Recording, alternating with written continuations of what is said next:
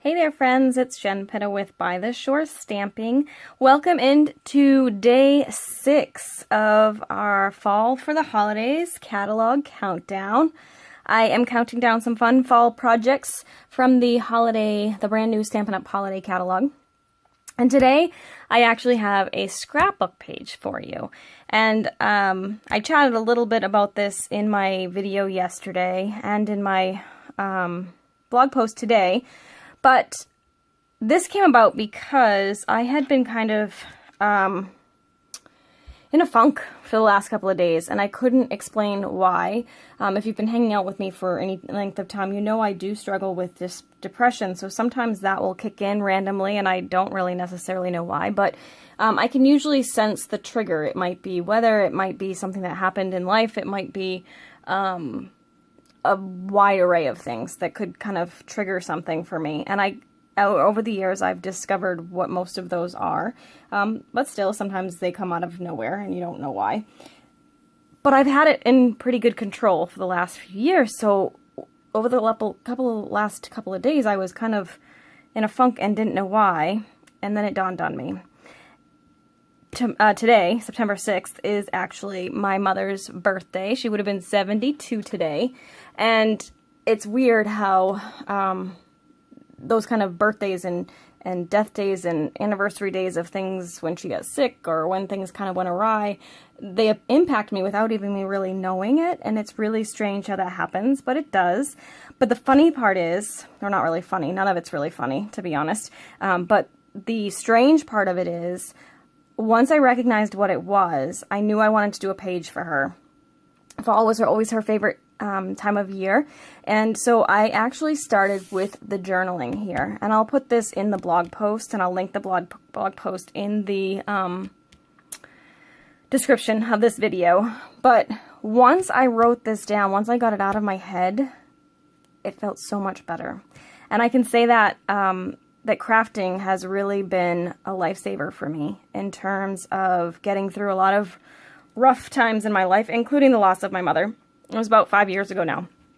So it never gets easier, it never gets better, but I have found scrapping my thoughts and creating pages that sort of express what I'm feeling really kind of cleanse the system and make me sort of get through that tough moment, whatever that may be, and I feel better afterwards. So here's another reason for crafting, right?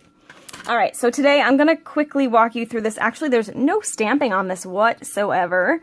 I used a lot of our lovely little Big Shot dies. So I'm using the Colorful Seasons layering dies, which is actually part of the annual catalog. And then I'm using that paper again from the holiday catalog, the Painted Harvest, I think it's called, paper from the Autumn Suite. I didn't do, like I said, any stamping at all, but I pulled the color scheme right from that paper. So let's go ahead and get started. So one of my favorite tricks to do when I'm scrapping is to let the pattern paper shine. So this was just a beautiful backdrop for a page. It's got a nice subtle pattern to it, but it won't take away from your photos, which is key. I'll just show you the other side too. It's got some fun little acorns on the back side. So I'm going to go ahead and I'm going to attach this down. I'm sorry, this is going to be a little bit of a assembly page, but I hope that while I'm doing it, I can kind of share some different tips and tricks for scrapbooking while you're watching me tape, which I know all of you know how to do. All right, so I'm going to put that down. Now, as I said, I started with my journaling. So I actually wrote it out on a scrap piece of paper first and made sure it would fit in this long little section, which is what I knew I wanted to do from the beginning. So I knew I was going to be working with it like this. Originally, I had it over here, but if you look at my photo, the finished photo, my mom is looking in that direction. So I wanted the writing to be that way too. I didn't want her back. I know that sounds silly, but I didn't want her back to be towards the writing. I wanted it to be looking inward. So that is why I selected or opted to move the journaling to this side. So I moved it over here. And then of course, it's a lot of light color right in here. So I decided to mount it onto some green. And actually in the original, I didn't actually mount it on green.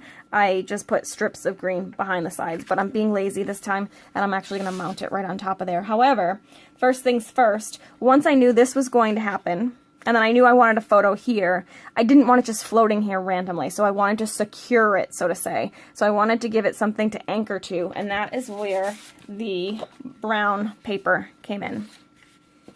So I just put this here as an anchor for my photo that I knew it was going to go here, so it didn't look like it was just floating randomly here.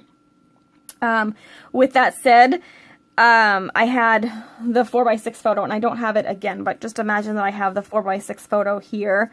It would just be kind of floating here still. So I wanted to add some of this color back in too. So I took a piece of the green and I actually slipped that under here.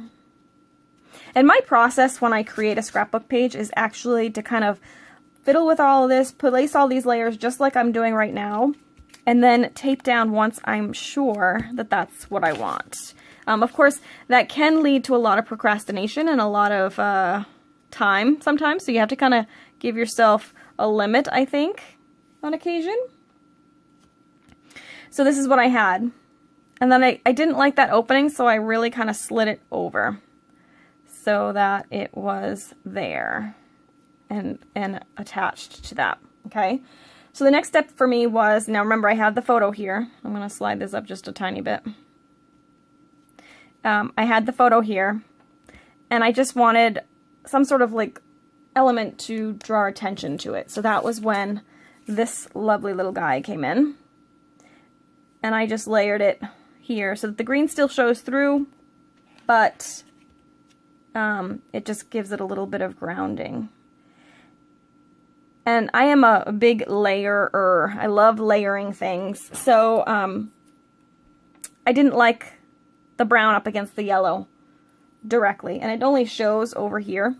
But I decided to use just a thin strip of the very vanilla to go all the way across like that. Okay.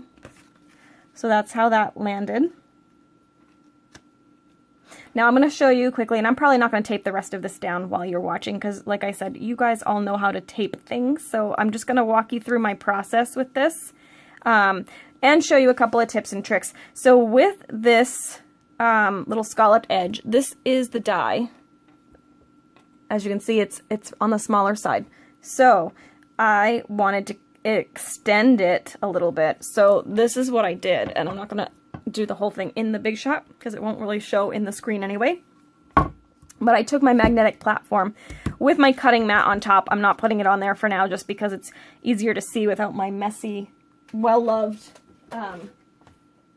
die things. See how yucky they are? So if I was to put that down, it would be really hard for you to see what I'm doing. So when I cut this, I put it down on the paper like this, and I suctioned it down, and I left just a tiny little bit at the bottom, and I kind of eyeballed that, and I kept in mind how close it was to the edge as I went. So I ran that through the big shot just like that.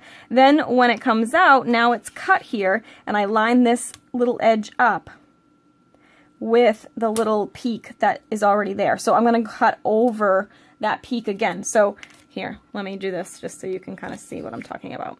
So say I cut this, okay, and I cut it to here, okay. Ugh, it's all magnetic and it's sticking. So I cut it to there, and now I've got this little peak here.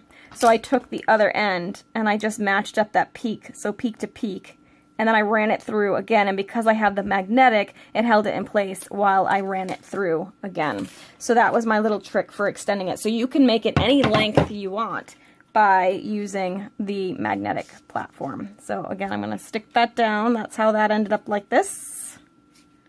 Okay. So we're here, and it's all messy at the moment, but you get the idea, hopefully. It's kind of bugging me. There we go. Okay. Then this goes in here, so you see where I am. Okay. Make sure this is straight. That goes like that. This goes like this. And then I'm like this. So then it was just time to embellish. And just a side note, because I did mention it at the beginning, but remember my focus for this page was this journaling, because that's what I needed to get out. And when I'm scrapbooking in a cathartic way and I just need to tell a story, that's what comes first. The journaling comes first for me. So then I work the page around that.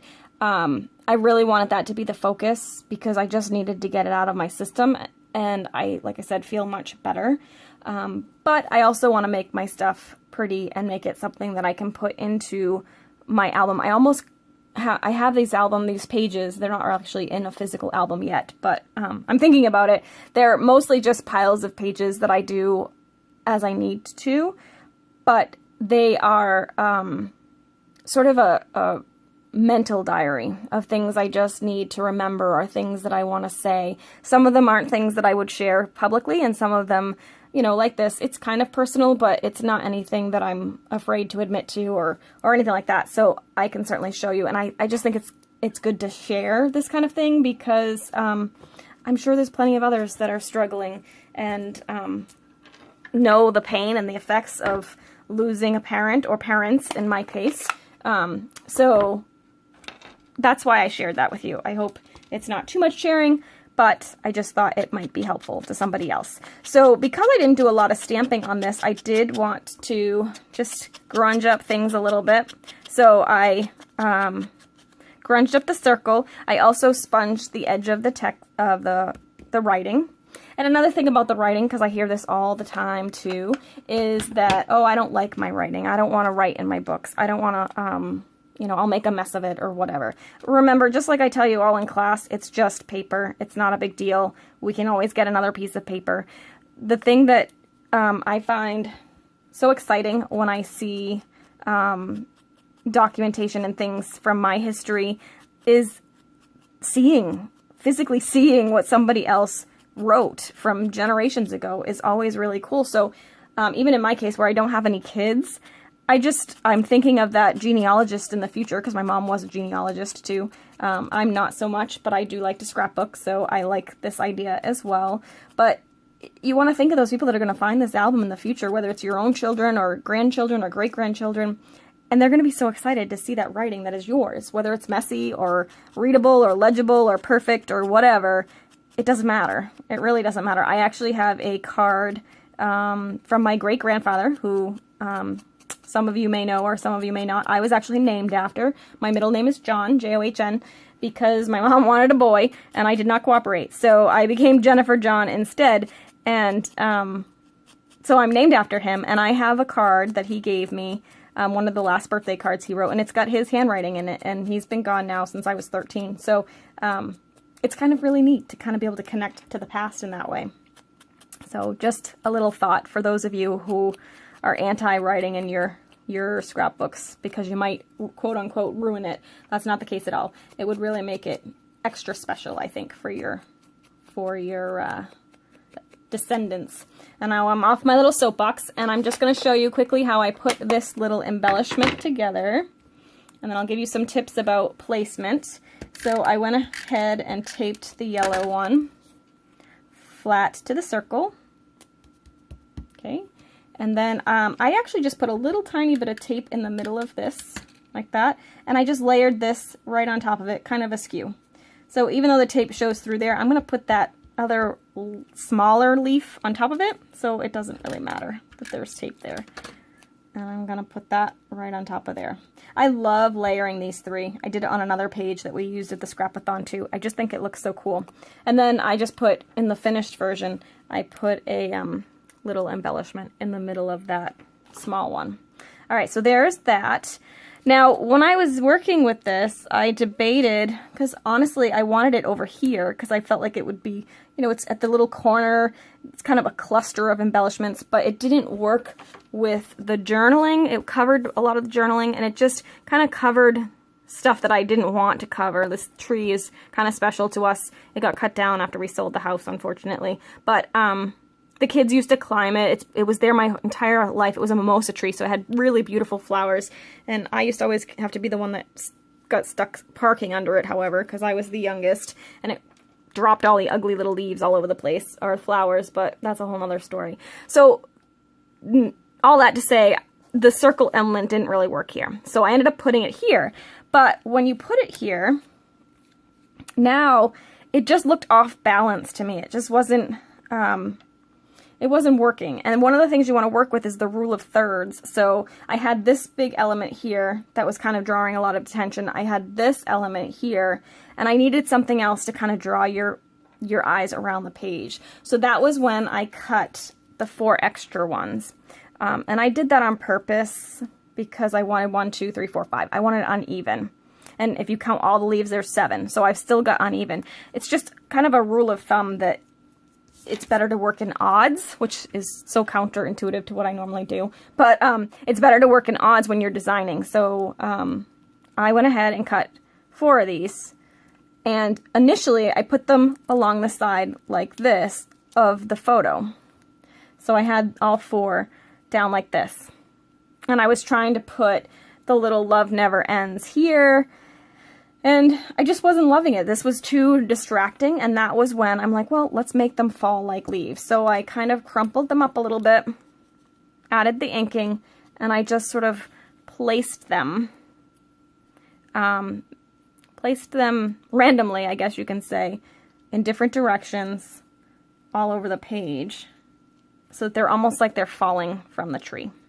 So that's where that came from. And then I added this little thing down here, and it says in the original, it says love never ends. That was my mom's favorite Bible verse, or it's taken from a Bible verse. It's not the exact, depending on which version you use, it's not exactly how it is translated, but that's what she used to always say, and that's what she had put on my dad's gravesite when he died, and so it's on both of them now, but it says love never ends. So that was why I put that there, and I put that down here at the bottom, because now I have that visual triangle. I have the writing, the leaf, and this. So I created a little visual triangle pointing you right to that picture in the middle. And that is my little walkthrough of how I came up with the scrapbook page. And I will assemble this all, and I can then give this to somebody as a finished page. So thank you so much for watching. We'll join me again, can you believe it, for day 7 tomorrow. So we're just halfway through right now of the 12 days of fall for holiday countdown. So thanks so much for joining me. If you enjoyed this video, please be sure to subscribe. And if you're not already on my email list, go to bytheshorestamping.com and click on the join my newsletter button on the right side, and you can have all of these projects delivered right to your inbox every day. Thanks so much for watching. See you tomorrow. Bye.